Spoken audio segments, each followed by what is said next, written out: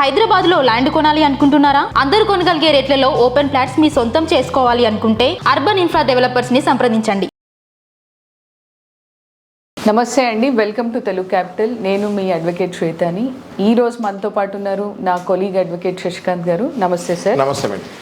Sir, మీరు deal చేసే case ఒక దాని గురించి మాట్లాడుకుంటాం ఈరోజు. ఏంటి అని అంటే, యూజువల్లీ మనం పోలీసుల దగ్గరికి వెళ్ళినప్పుడు మోస్ట్ ఆఫ్ ది టైమ్స్ వాళ్ళు ఎఫ్ఐఆర్ నమోదు చేయడానికి ఇష్టపడరు.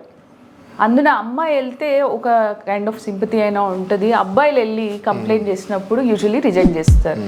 ఇది అవునన్నా కాదన్నా అక్షర సత్యం. ఓకే, ఇట్లాంటి కేసెస్లో ఏం చేయాలి సార్? చాలా మంచి టాపిక్ తీశారు మేడం మీరు. చాలామంది ఏదైనా చిన్న చిన్న గొడవలు జరిగినప్పుడు వాళ్ళకి అది చాలా పెద్ద గొడవ, పోలీసు వాళ్ళకి అది పెద్ద గొడవ కాదు. కాబట్టి they white not book FIR for them. కానీ ఆ మనిషి మనోభావాలు బాగా గట్టిగా దెబ్బతిని ఉంటుంది. నేను ఉదాహరణతో చెప్తాను మీకు. ఒక వ్యక్తి ముగ్గురు అన్నదమ్ముల మధ్యలో గొడవ. అది ఇద్దరు తమ్ముళ్ళ, మీరు కూడా తెలుసు ఆ కేసు మీకు కూడా. మనము కుకట్పల్లి కోర్టులోనే చేస్తున్నాం అది. అయితే ఇద్దరు తమ్ముళ్ళ మధ్యలో గొడవ.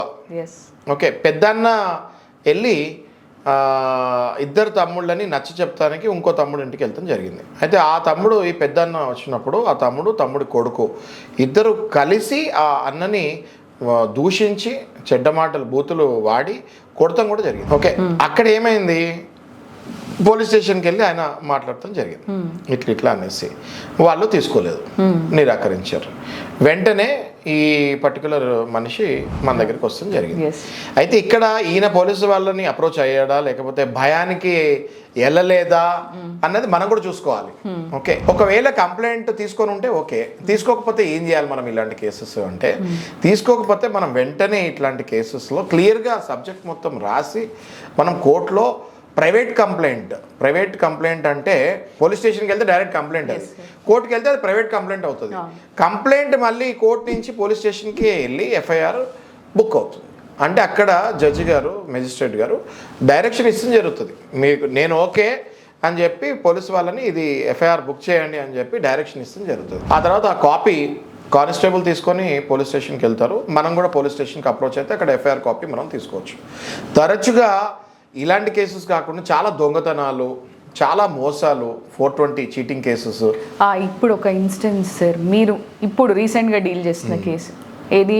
ఎంప్లాయీని ఆ ఎంప్లాయర్ ఎవరైతే చాలా పెద్ద హోటల్, అది హైదరాబాద్లో, హోటల్ పేరు చెప్పను నేను, చాలా పెద్ద హోటల్. ఆ ఎంప్లాయీని వీళ్ళు ఉద్యోగం నుంచి పీకేస్తాం జరిగింది. ఆ ఎంప్లాయీ వెళ్ళి నన్ను సడన్గా పీకేస్తే ఎట్లా, ఒక్క నెల రోజులు నాకు టైం ఇవ్వండి అనేసరికి ఆ ఎంప్లాయీని వీళ్ళు ఒక రూమ్లో వేసి బాధితే ఆ అబ్బాయి చెయ్యి ఇరిగి ఫ్రాక్చర్ అయ్యి మన ఆఫీస్కి వస్తుంది జరిగింది. ఇప్పుడు అది కేసు నడుస్తుంది, మనం ఫ్యాక్ట్స్ తీసుకున్నాము. వీళ్ళు పోలీస్ స్టేషన్కి వెళ్తే మళ్ళీ వాళ్ళు ఏవో చిన్న చిన్న సెక్షన్లు నాన్ కాగ్నిజబుల్ ఆఫెన్సెస్ వేసి పంపించేస్తుంది జరిగింది. ఇప్పుడు స్టేట్మెంట్లో కనుక అది కాగ్నిజబుల్ కాకపోతే ఖచ్చితంగా అది మనం ప్రైవేట్ కంప్లైంట్ రెడీ చేస్తున్నాం, అది మీకు తెలుసు. ఇట్లాంటి కేసెస్ నేను ఎందుకు చెప్తున్నానంటే, మీ హక్కు మీరు తెలుసుకోండి. పోలీసు వాళ్ళు కనుక అప్పుడప్పుడు వాళ్ళకి తెలుసో లేకపోతే మీరు సరిగ్గా ఎక్స్ప్లెయిన్ చేయలేకనో ప్రతిసారి పోలీసు వాళ్ళని తప్పడటం కూడా కరెక్ట్ కాదు. మీరు సరిగ్గా ఎక్స్ప్లెయిన్ చేయకపోతే మేము చెప్తాము, మీరు సరిగ్గా ఎక్స్ప్లెయిన్ చేసి నేను సరిగ్గా ఎక్స్ప్లెయిన్ చేసే కంప్లైంట్ తీసుకోకపోతే ఖచ్చితంగా మనం కోర్టుకి వెళ్ళి కంప్లైంట్ వేసి ఎఫ్ఐఆర్ బుక్ చేయగలుగుతాం. Correct madam. అదే సార్, అందుకే మన ఈ ఛానల్ ద్వారా చెప్తున్నాము మన వ్యూవర్స్ అందరికీ, కొత్తగా చూసే వాళ్ళకి కూడా, know your rights and know the law of land. Thank you.